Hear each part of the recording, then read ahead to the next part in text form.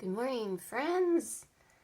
This is the beginning of Otherwise Than Being or Beyond Essence by Emmanuel Levinas, translated by Alfonso Lingis. My intention with these videos is just to provide an accompaniment to your own study. I find that with reading Levinas, it's kind of elliptical, it's circular. I read and I reread, and each reading changes. And having another person's voice reading along with me sometimes is really helpful. So consider me your study buddy. Maybe pretend that when you're listening to these recordings that, we are having a cup of coffee at my kitchen table or somewhere, and we're just reading this to each other out loud for the pleasure of it. Levinas is also such a poet as much as he is a philosopher. He's such a lover of literature as much as he is, thinking with and writing with his analytical skill. So, after a first sip of coffee, let's begin. This is my copy that I've had since, 2006 or so. So you can see all my notes in it. I've read and reread this, I'm not sure how long or how many times. So the dedication here to the memory of those who were closest among the 6 million assassinated by the National Socialists, and of the millions on millions of all confessions and all nations, victims of the same hatred of the other man, the same anti-Semitism. I think it's interesting he does not capitalize Semitism here. In the Hebrew inscription down below, I did my best to translate this once using, just Google. So please forgive and check up on any mistakes of mine, but it says something like, in memory of the soul of my father, my teacher, Rabbi Yichel Bar, Rabbi Avraham Halevi, my mother, my teacher Deborah, daughter of Rabbi Moshe, my brother Dov, son of Rabbi Yishael Halevi, and Amandav, son of Rabbi Yishael Halevi, son-in-law Rabbi Shmuel Bar Gershon Halevi, and my mother-in-law, daughter of Rabbi Chaim. So whether or not I understand the Hebrew, what I do get is the dedication to family.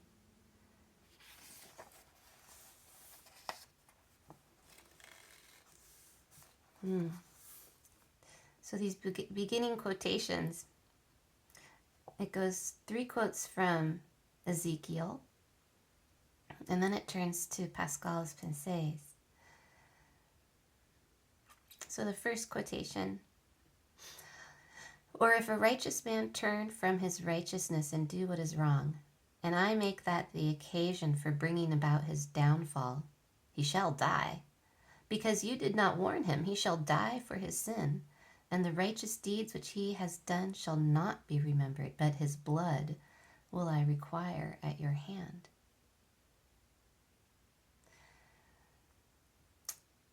Ezekiel chapter 3, verse 20. Then he said to him, pass through the city, through Jerusalem, and set a mark upon the foreheads of the men who sigh and cry for all the abominations that are done in the midst of it. And to the others he said in my hearing, pass through the city after him, and slay without mercy or pity old men, young men, and maidens, little children and women, strike them all dead, but touch no one on whom is the mark, and begin at my sanctuary. Ezekiel 9, verses 4 through 6. The sages have said, do not read begin at my sanctuary, but begin with those that sanctify me, as teaches the Talmudic treatise Sabbath 55a. And that is from the commentary of Rachai on Ezekiel 9, verse 6. And now from Pascal. That is my place in the sun. That is how the usurpation of the whole world began. Number 112. They have used concupiscence as best as they could for the general good, but it is nothing but a pretense and a false image of charity, for at bottom it is simply a form of hatred. Ugh. You know, my intention was not to make any commentary, to just read, but that's going to be really hard for me, I can tell. Concupiscence. I remember first learning that word when I was reading Augustine's Confessions for the first time. Concupiscence. That concupiscence could be a form of hatred.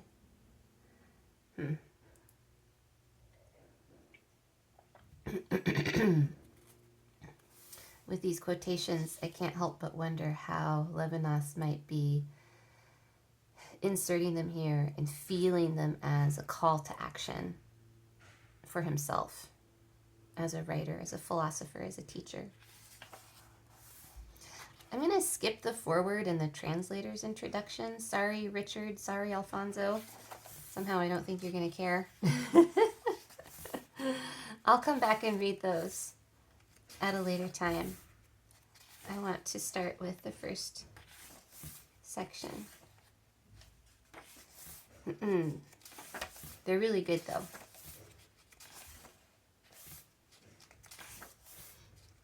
And I would recommend actually reading the translator's introduction before you read or get into Otherwise Than Being, because it's a great kind of précis to the book and to Levinas. Let's actually start with Levinas's own note. It is necessary to emphasize at the beginning of this book something that will often be repeated within it, and which is necessary if its language and its very title are to be understood. The term essence here expresses being different from beings. The German sein distinguished from seiendes. The Latin esse distinguished from the scholastic ens. We have not ventured to write essence as would be required by the history of the language, where the suffix ance, deriving from antia or entia, gave birth to abstract nouns of action. We shall carefully avoid using the term essence or its derivatives in their traditional usage. For essence, essential, essentially, we will say eidos, eidetic, eidetically, or nature, quiddity, fundamental, etc. Several extracts from the present work have been published in journals. I'm going to skip that. Yet this book is not a collection of articles. Built around chapter 4, which is its centerpiece, its first version preceded the published texts. They were detached from the whole and were finished in such a way to make them relatively autonomous. The traces of this autonomy have not always been effaced in the present version, in spite of the changes made since and the notes added. To see in subjectivity an exception, putting out of order the conjunction of essence, entities, and the difference. To catch sight in the substantiality of the subject, in the hard core of the unique in me, in my unparalleled identity of a substitution for the other. To conceive of this abnegation prior to the will as a merciless exposure to the trauma of transcendence by way of a susception more and differently passive than receptivity, passion and finitude. To derive praxis and knowledge in the world from this non-assumable susceptibility. These are the propositions of this book which names the beyond essence. The notion cannot claim to be original, but the access to it is as steep as in ancient times. The difficulties of the climb, as well as its failures and renewed attempts, are marked in the writing, which no doubt also shows the breathlessness of the author. But to hear a God not contaminated by being is a human possibility no less important and no less precarious than to bring being out of the oblivion in which it is said to have fallen in metaphysics and in ontotheology. I think those 3 or 4 lines right there will merit a rereading as we go through each chapter. What is this book about? These propositions. The proposition of a subject with its hard core of unique me, my identity, to see within that, to catch sight within that, a substitution for the other. This abnegation of the subject prior to the will is a merciless exposure to the trauma of transcendence. What does that mean? How do we feel that? What is the lived, visceral experience of that exposure? That's what I'm really interested in. I am getting over a cold. How human of me. Chapter 1. Essence and disinterest. I do not speak French. I can read some Greek. I am unsure about my Latin. So remember, we're just study buddies here. No apologies. Let's just read. There is something to be said, Novalis wrote, in favor of passivity. It is significant that one of Novalis's contemporaries, Main-de-Bran, who wished to be the philosopher of activity, will remain essentially the philosopher of 2 passivities, the lower and the higher. But is the lower lower than the higher? From Jean Val, Traité de Métaphysique, 1953, page 562.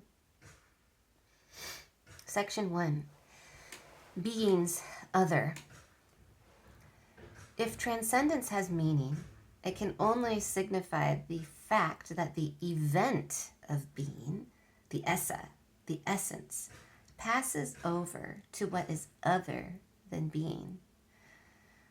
Just one little comment. Of course, we can't read passes over and not think Passover. But what is being's other?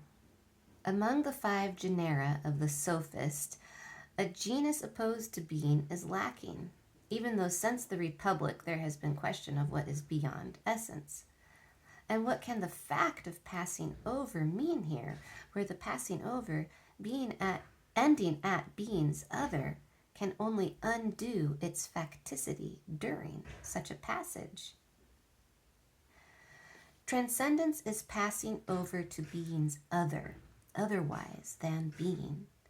Not to be otherwise, but otherwise than being. And not to not be. Passing over is not here equivalent to dying. Being and not being illuminate one another and unfold a speculative dialectic, which is a determination of being. Or else the negativity which attempts to repel being is immediately submerged by being. The void that hollows out is immediately filled with the mute and anonymous wrestling of the there is, as the place left vacant by one who died.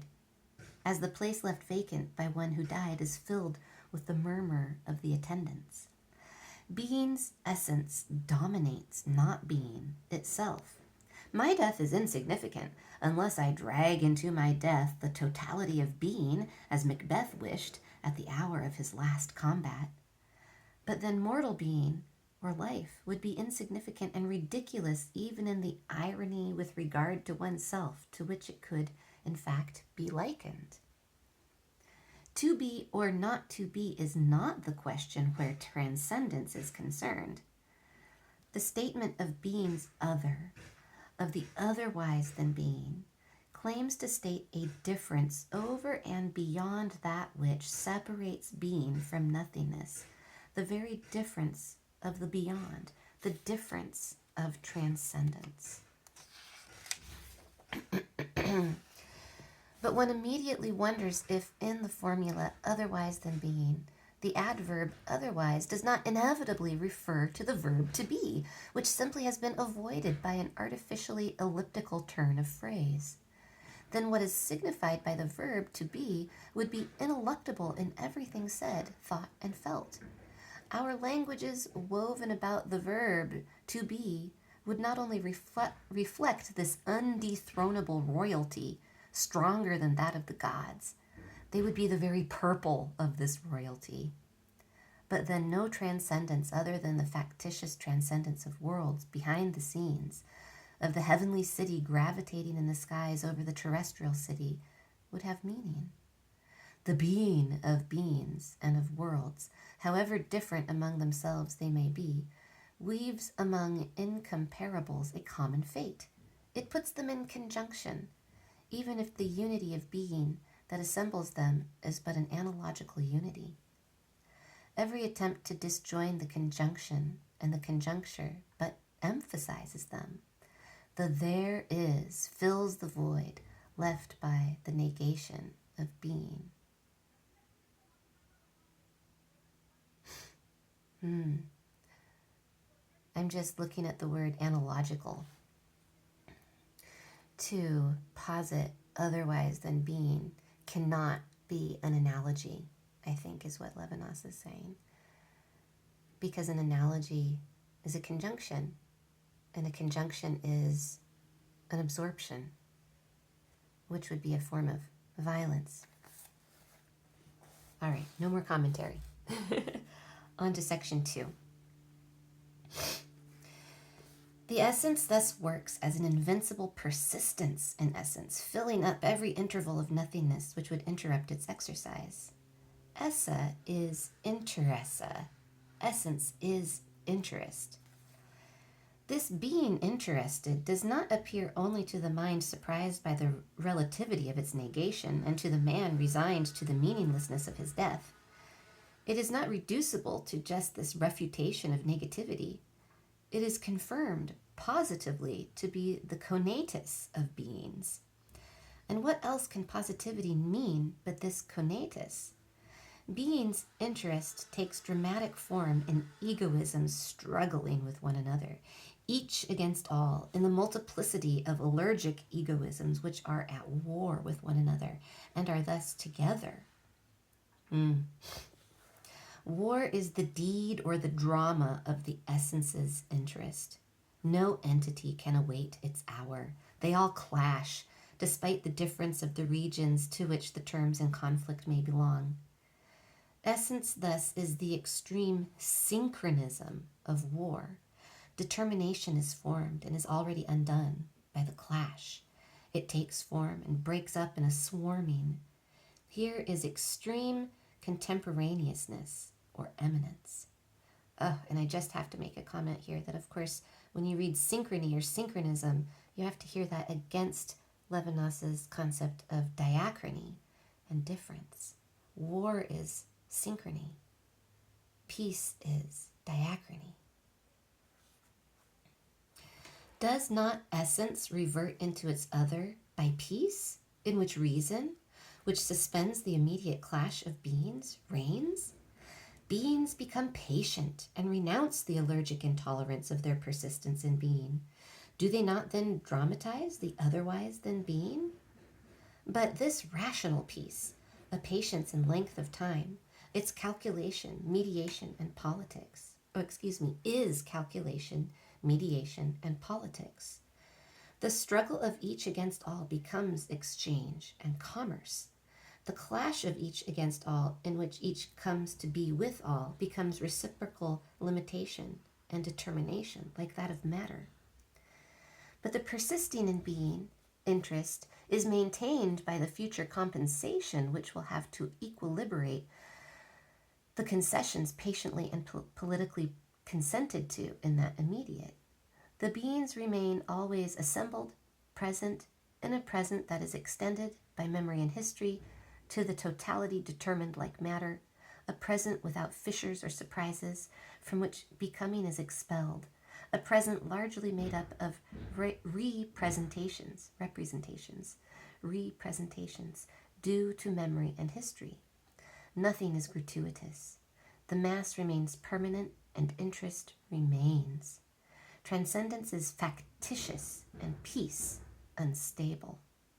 I think we could read that as, if transcendence is factitious, then peace is unstable. It does not resist interest, and the ill-kept commitment to recompense virtue and chastise vices, despite the assurances of those who claim it, was made for a term more distant than the distance that separates the heavens from the earth, will accredit strange rumors about the death of God or the emptiness of the heavens. No one will believe in their silence. Commerce is better than war, for in peace the good has already reigned. And yet we must now ask if even the difference that separates essence in war from essence in peace does not presuppose that breathlessness of the spirit, or the spirit holding its breath, in which, since Plato, what is beyond the essence is conceived and expressed. And ask if this breathlessness or holding back is not the extreme possibility of the spirit bearing a sense of what is beyond the essence. I find this section difficult. What is he saying here? Commerce is better than war. And yet I believe he's saying that if we are committed to a kind of rational peace, that this extends the interestedness of war. And yet commerce is better in war. Better than war. Is there something in the pause or the waiting, between war and peace? When war can, the engine of war, feeds the commerce of peacetime. Is there something in that very engine, perhaps, that speaks of spirit, a breathlessness, of something outside of that pattern, of that engine? I'm going to stop this reading here today. I will continue with section 3, the saying and the said, which is on page 5 of this edition of Otherwise Than Being. Thank you for joining me today. Again, I will try not to insert too much commentary. I just might not be able to help myself sometimes. Please continue to read along with me, and let's see what Levinas has to say to us today. Today is July 1st, 2025, and I feel like in the United States of America, where I live, there would be nothing more important than reaching beyond our interestedness in one another. Take good care.